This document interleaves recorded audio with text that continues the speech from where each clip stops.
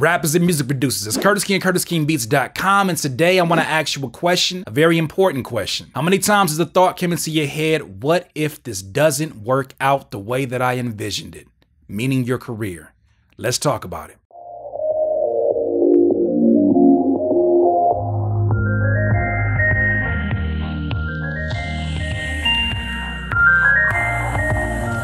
Rappers and music producers, what if you do not make it in this rap game as a rapper or as a producer? What if the things that you have envisioned for your future don't actually come to fruition? What do you make of your career? What happens if you start off at 16, 17 and you got these great dreams of being a XXL freshman, or you got these dreams of touring all over the country? What happens if you go through your career and maybe you experience some of those things, but more than likely you didn't experience those things? How do you view your career? What do you make of your career? This video is probably more so dedicated to artists or producers around my age. Now, when I first got started into getting my production career started, as well as my rap career, I had dreams of being, like I said, the next Kanye West. I wanted to be the rapper slash producer that told a story that many people weren't telling in the mainstream. I had these dreams of pushing my music and having it be #1 on the radios and being able to get interviewed by the biggest publications in the world. And at the time that I had those dreams, I thought to myself, if I don't get that, my career is a failure. By saying that, I actually set myself up for failure, and not the good kind of failure. There's good failure. Failure is a necessary process in order for you to have progress. So there's nothing wrong with failure when I use it in this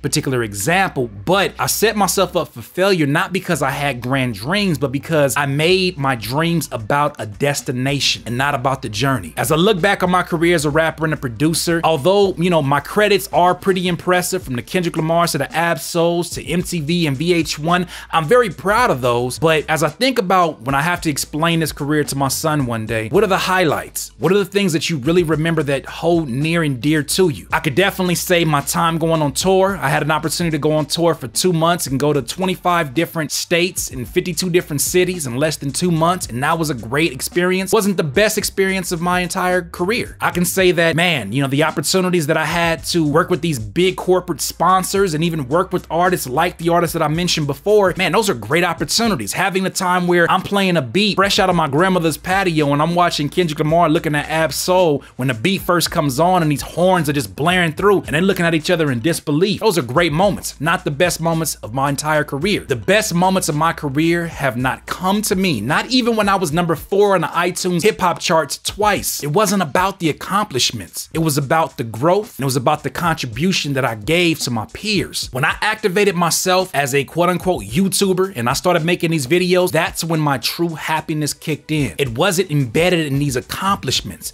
And I see so many rappers and producers that are around my age that look back on their career and just say, well, it just didn't work out the way I anticipated it, so it was just pretty much a waste. And then I look at them and I'm like, man, if you were to flip the lens and see it from my perspective, when I look at somebody that's early 30s, even mid 30s, especially early 40s, I look at you and I say, as long as you're not one of those older heads that hate everything about the music game now and don't even try to understand where these kids are coming from, you have an opportunity to share your abundance of information via a YouTube channel. I'm not telling you to be the next Curtis King. I'm not telling you to be the next anybody except for yourself. You got stories, you got situations that you have been through that could help somebody else along their journey stop from going down that same road. Maybe even possibly put them in a position where they go further than you. Now, I know that that is a shot to the ego, to think that a 17-year-old has the opportunities right now that you didn't have when you were in your early 30s, mid 30s. I know that can be a shot to the ego saying, man, how am I gonna help this person coming up and I'm still trying to kind of find my way? I think I still got an opportunity. Look, I don't think that there's an age limit on this game anymore. Now, when it comes to the way it's presented in the mainstream, I think they got their own set of rules, but I don't think that that should stop you from having a lucrative and a successful career, a happy career. A happy career is a lot different than a career that is based upon achievements. Look, anybody can get out here and get a bunch of achievements. You know, you can look at you getting a placement. You can have a homie that's getting placements pull you up and say, hey, send me some beats, and you getting placements, but it's not going to feel the same as when you're growing at something and when you're contributing to something. Every single day that I wake up, I refuse to have a bad day. The worst day that I can have is a good day. Why? Because I look at my beautiful wife, I look at my son, they make me extremely happy. Then I go to my YouTube, and although every once in a while you got your trolleys doing the trolley thing, I see so much love from around the world, South Africa to Bulgaria to India to Australia to Germany. I see all over the world, including the States, people who are touched by the words that I share. And this could not even rival the feelings of I've had my opportunity with my music being on a radio station. Like I had a song called PCC that was on the radio station, and that was a great feeling. But guess what? The feeling came, then it went. I was number 4 in the iTunes hip hop charts. I was above J. Cole and Drake. That moment came,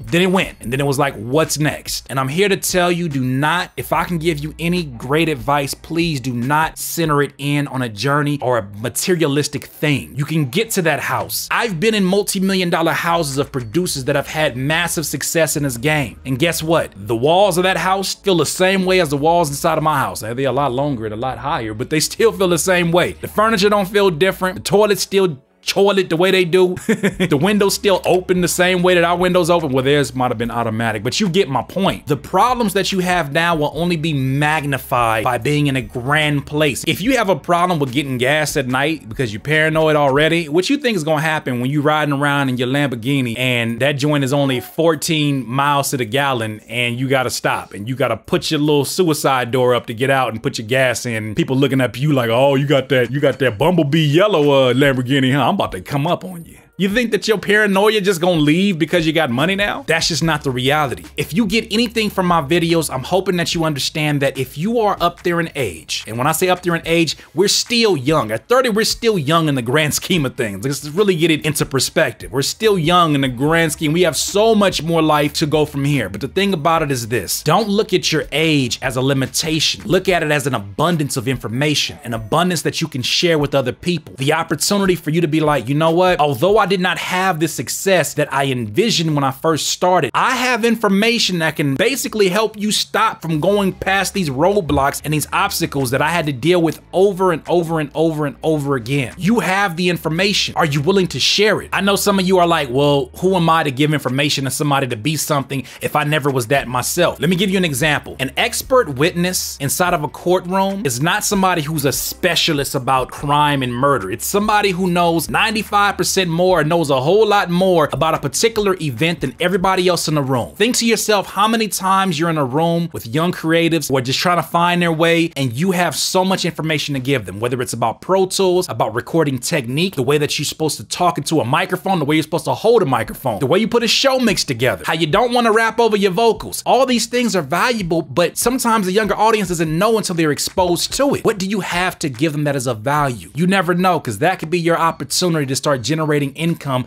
off of that abundance of information and experience that you have being in the music industry. It wasn't for nothing. It wasn't in vain. Make it mean something. Once again, this is Curtis King, CurtisKingBeats.com. Peace. Please subscribe to the channel below, Curtis King, CurtisKingBeats.com.